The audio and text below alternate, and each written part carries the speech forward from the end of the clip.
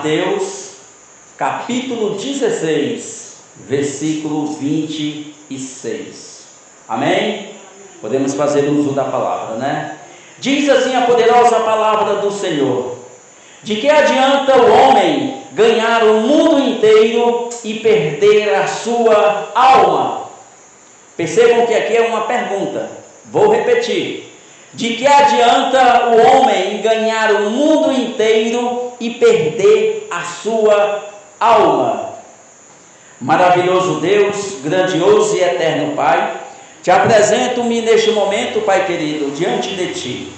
Apresento, Pai querido, os meus lábios, a minha boca, para que não fale eu através do meu intelecto, mas fale o Senhor através de mim tudo aquilo que eu e a Tua congregação precisa aprender diretamente de Ti. Toma posse dos meus lábios, toma posse da minha boca, derrama sobre mim o Teu Espírito Santo e que a Tua palavra nesta noite, Pai amado, produza em cada um de nós os resultados para o qual ela nos vai ser enviada. Faz assim, ó Pai, em nome de Jesus, é o que eu te peço, é o que a Tua igreja te pede. E esta mesma igreja, crendo e agradecendo, diz: amém. Podeis sentar.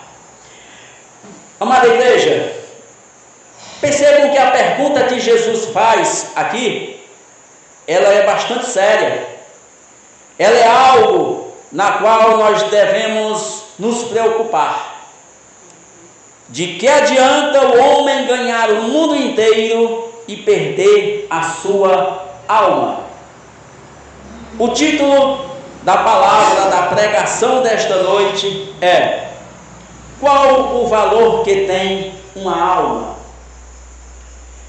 Qual o valor que tem uma alma? Amados e amadas, quem dá maior vazão ao mundo, quem dá legalidade ao mundo sobre a sua vida, essas pessoas podem até se acharem felizes, essas pessoas podem até se acharem realizadas, essas pessoas podem até achar que é Deus quem está no controle da sua vida, mas na verdade não é. Nós não podemos deixar passar as verdades que Jesus nos revela na sua palavra. Então, para que nós possamos entender esta pergunta, qual o valor que tem uma alma, é necessário que nós perguntemos da mesma forma como Jesus perguntou na sua palavra: de que adianta o homem ganhar o mundo inteiro e perder a sua alma? De que adianta o homem ter uma conta bancária bem gorda, bem recheada? De que adianta o homem ter casa na praia, casa no campo? De que adianta o homem ter uma frota de Hilux, ter um jatinho particular, um avião, um Boeing? Não adianta de nada, queridos e queridas, se essa pessoa não estiver inserida no contexto da palavra de Deus. Por quê? Porque se essa pessoa, por mais que ela possa ter posses, se ela não tiver a convicção, se ela não tiver o entendimento de que ela é dependente de Deus, se ela não tiver o entendimento de que a sua alma almeja o Senhor Jesus, de nada adianta. Fatidicamente ela vai ser condenada. Por quê? Porque a luxúria, porque a riqueza, porque a avareza, porque tudo isso que o mundo oferece, certo? E ele abraça, não vai lhe dar condição de vida eterna. E essa vida eterna só quem decide somos nós. Não é Deus quem vai decidir por mim e por você. A decisão de ir para o céu é minha, a decisão de ir para o inferno também é minha, como é sua. Por isso é necessário que nós nos perguntemos qual o valor que tem uma alma. Por que nós temos que fazer esta pergunta? Primeiro, amada igreja, é necessário nós também fazermos uma outra pergunta. Em primeiro lugar, para que eu possa entender qual o valor que tem uma alma, eu tenho que entender qual o valor que tem a minha alma. Se você quiser me acompanhar, pode abrir a sua Bíblia no livro de Salmo 49, versículo 8. para que nós possamos entender esta indagação, qual o valor que tem a minha alma, qual o valor que tem a tua alma, para que eu e você cheguemos em um consenso, em uma convicção de qual o valor que tem uma alma. Salmo 49, versículo 8, vai nos dizer com clareza: pois a redenção da tua alma é caríssima e cessará para sempre.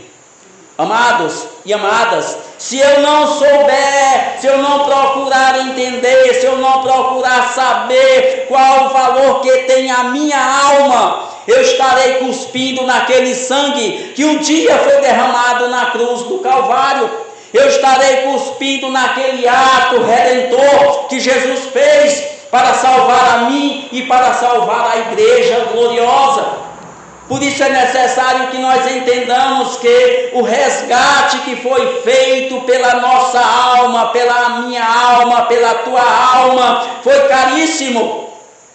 Mas esse resgate não é todos que abraçam, porque, como bem falei, muitos e muitos, a maioria das pessoas, na verdade, estão cuspindo neste sangue mezanino, estão cuspindo naquele ato sacrificial que Jesus fez ali no Gólgota, estão cuspindo neste plano redentor que foi elaborado desde antes da fundação do mundo. Então, eu preciso entender qual o valor da minha alma. Por quê? Porque a minha alma, ela brama pelo seu Deus, pelo seu Criador, enquanto que a minha carne está buscando apenas os prazeres, os deleites do mundo. A minha alma anseia o seu Criador, a minha alma anseia o Deus Todo-Poderoso. E é necessário que nós entendamos que o valor que foi pago pela nossa alma foi caríssimo, mas um dia ele vai cessar. Como eu já disse, esse ato sacrificial, esse plano redentor, salvífico, foi para toda a humanidade, mas infelizmente nem todos vão ser salvos. Não porque Deus não queira, mas porque essas próprias pessoas não querem a salvação, essas próprias pessoas não querem se desfazer do seu eu, essas próprias pessoas não querem abandonar, repudiar o velho homem que ainda existe dentro de muitos. E quando eu digo muitos, eu estou me referindo a pessoas que estão no altar, a pessoas que estão na nave da igreja. Porque, queridos e queridas, se nós, ao estarmos na casa do Senhor e simplesmente por estar, por mera formalidade, não buscarmos uma conversão verdadeira, não buscarmos um arrependimento genuíno, não buscarmos o encontro verdadeiro com Deus, de nada adianta. Estaremos sendo pessoas mascaradas, cristãos, crentes na verdade, porque o cristão não faz isso, mas muitos que se dizem crentes fazem. Estão dentro da casa do Senhor, mas usando de avareza. Estão dentro da casa do Senhor, mas usando de falsidade.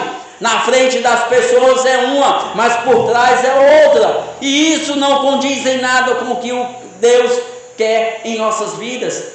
Por isso é necessário que eu e você busquemos entender qual o valor da nossa alma. Por quê? Porque foi pago um preço caríssimo, foi derramado um sangue que nem eu e nem você, amada igreja, poderíamos derramar. Nenhum ser humano na face da terra, nem todos os animais sendo sacrificados poderia pagar o preço que Jesus pagou pela minha e pela tua alma. Quando ele vai dizer lá em Gênesis capítulo 1, versículo 26, façamos o homem a nossa imagem e semelhança, ele está falando de uma obra-prima que sou eu e é você, de uma obra-prima que se chama humanidade, de uma obra-prima que pecou. Quando ele cria o homem, ele cria perfeito, mas infelizmente esse homem vai cair na prática do pecado, esse homem vai dar ouvidos a Satanás, como muitos e muitos hoje fazem. Ao invés de darem ouvidos à palavra de Deus, ao invés de darem ouvidos à ação do Espírito Santo, preferem dar ouvidos ao seu eu, ao velho homem que ainda habita, que ainda reina em seus corpos. E com isso, estão cuspindo na cara de Jesus, com isso, estão cuspindo naquele sangue que é caríssimo, que é preciosíssimo. Uma outra coisa, em primeiro lugar, é preciso que nós entendamos qual o valor da nossa alma. Em segundo lugar, é necessário que nós entendamos que a palavra de Deus nos alerta. E esse alerta que ela nos faz é algo que nós temos que prestar atenção. Mateus, capítulo 25, versículo 46. Se você quiser anotar ou me acompanhar. Mateus, capítulo 25, versículo 46. Que vai dizer assim, irmãos: irão estes para o tormento eterno, mas os justos para a vida eterna. Quem são estes?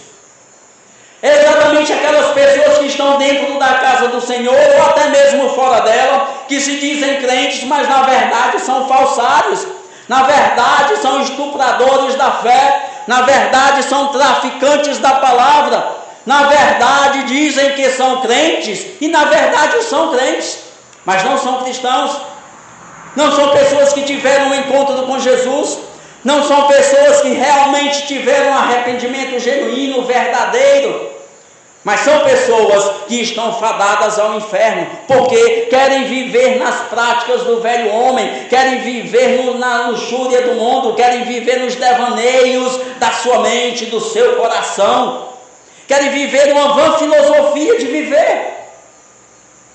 São estas pessoas que vão para o inferno, e essas pessoas que vão para o inferno, hoje aqui, sobre a face da terra, estão, repito novamente, cuspindo no sangue de nosso Senhor Jesus Cristo, cuspindo naquele plano redentor, naquele plano salvífico, estão afastando Deus das suas presenças.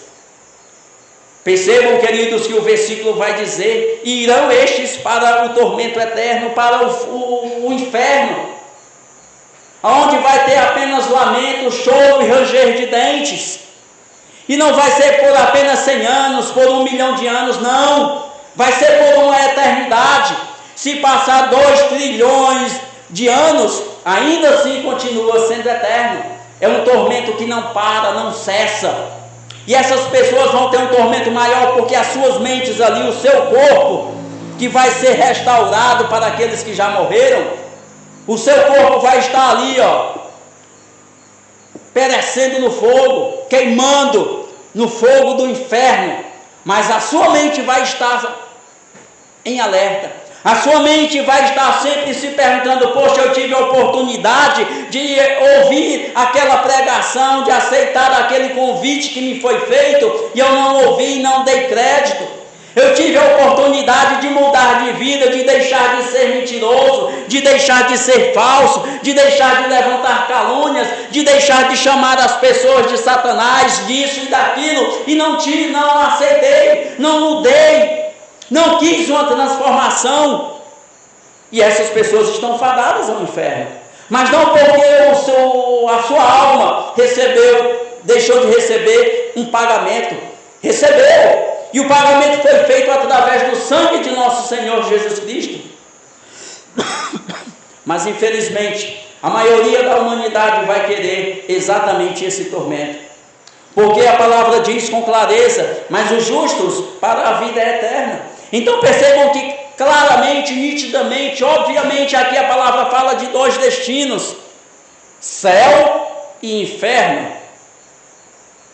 E repito, quem decide para onde quer ir não é Deus.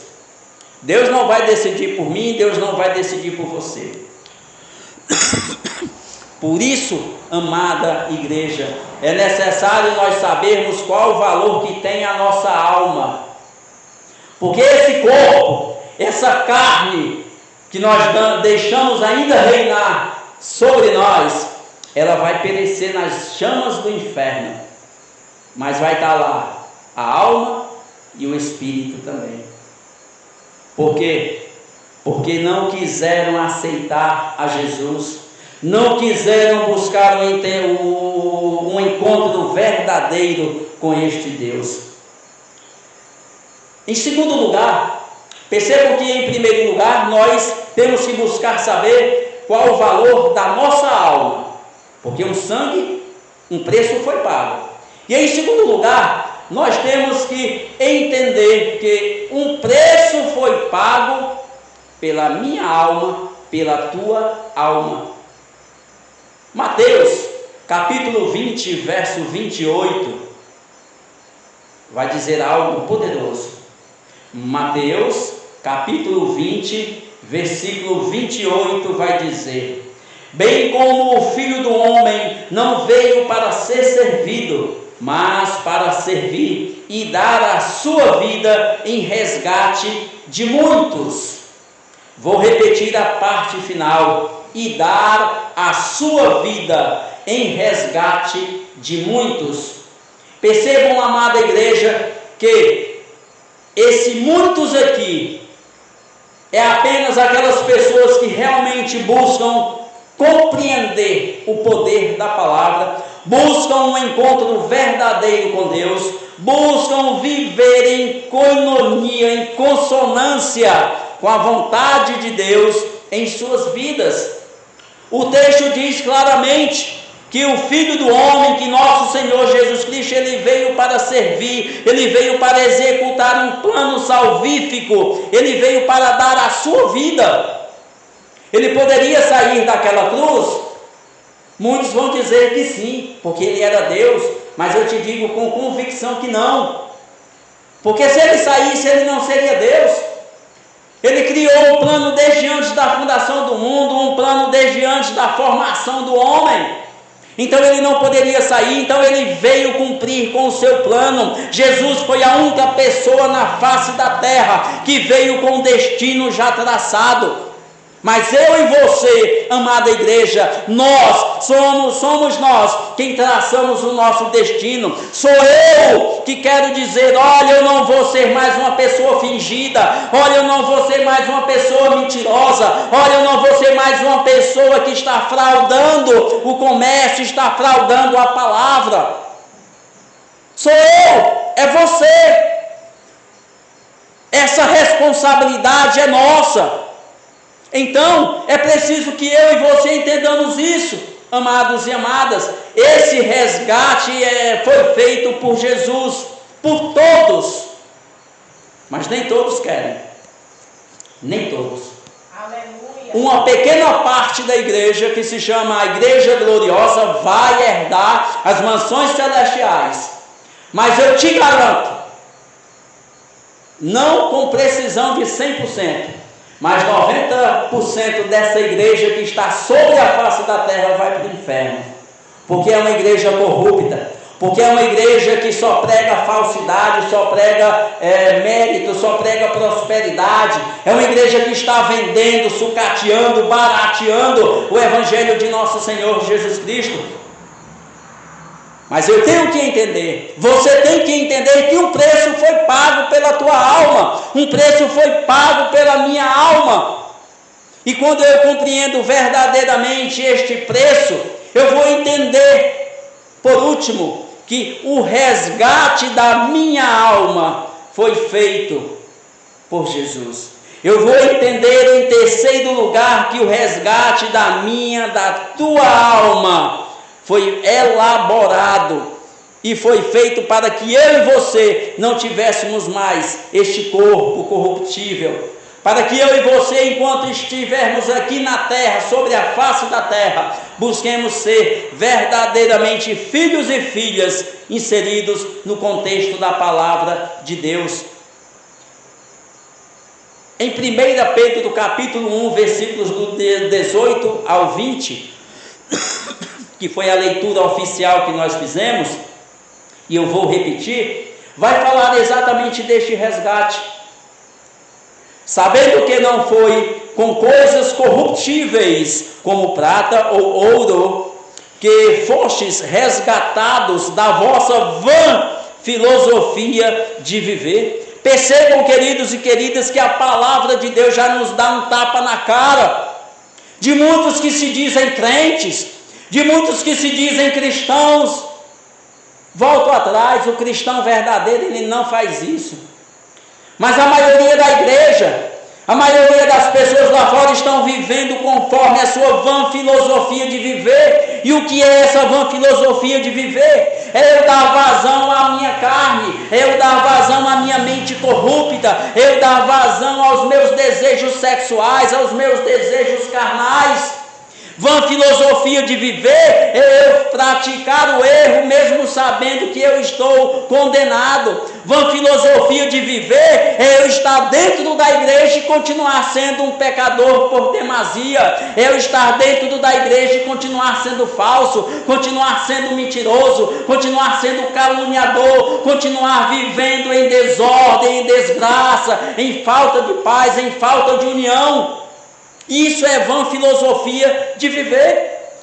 Poucos querem isso, poucos querem uma transformação, e a palavra vai dizer, vai continuar, que por tradição recebestes de vossos pais, mas com o precioso sangue de Cristo, como de um cordeiro imaculado e incontaminado, o qual, na verdade, em outros tempos, foi conhecido desde antes da fundação do mundo, mas manifestado nos últimos tempos, por amor a vós. A palavra de Deus está sendo pregada.